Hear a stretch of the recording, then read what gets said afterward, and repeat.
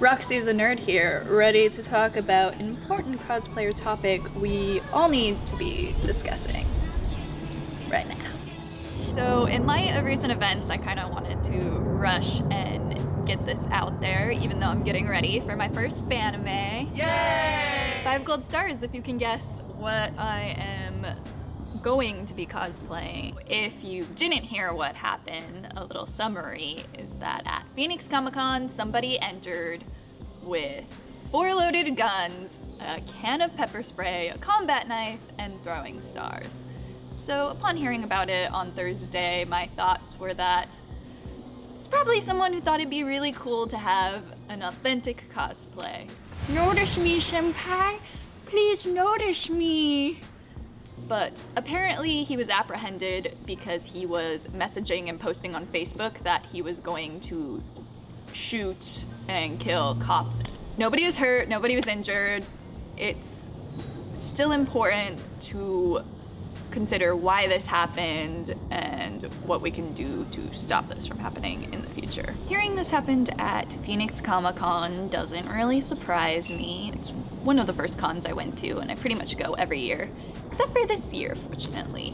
In their actual official rules for their weapons policy, they've already changed it on their website as of like Friday when I checked, but I was able to find this document that has their old weapons policies, which is pretty standard across all cons.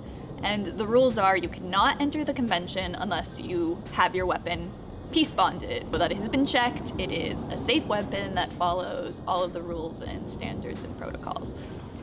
Nobody was checking anybody. I haven't read in any news articles that this is the case, but I've heard that he never even had a badge to be in the convention in the first place. People just go in and out, nobody really pays attention, but the responsible con-goers will go to the props table, which I did with my Kingdom Hearts Keyblade. My chain was half an inch too long, which instead of them just being like, okay, it's fine, or can I just wrap it and make it shorter, they offered to chop off my Keyblade chain, and I'm like, no, I'm not cutting off my metal Keyblade chain. So pretty much I just walked out, walked back in another entrance, and I was fine the rest of the day. Nobody even noticed that my weapon wasn't peace bonded.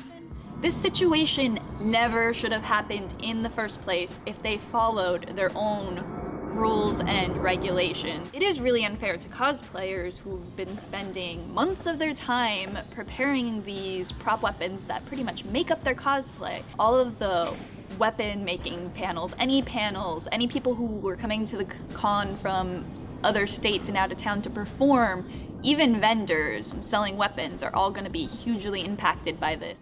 Now, in the convention community, it's a really great place with a lot of understanding and fun-loving people, and a situation like this hasn't occurred before, which is actually really surprising in a place where there's so many fake weapons and people. I think we've all become very relaxed, but this shows we can't be relaxed about this. And this could affect other cons, not just Phoenix Comicon. Instead of ruining it for everyone and banning weapons altogether, there needs to be a better solution. My take on the best way to do this is to have a separate entrance for people with weapons. I know a lot of people be concerned about it's gonna hold up people getting into the convention.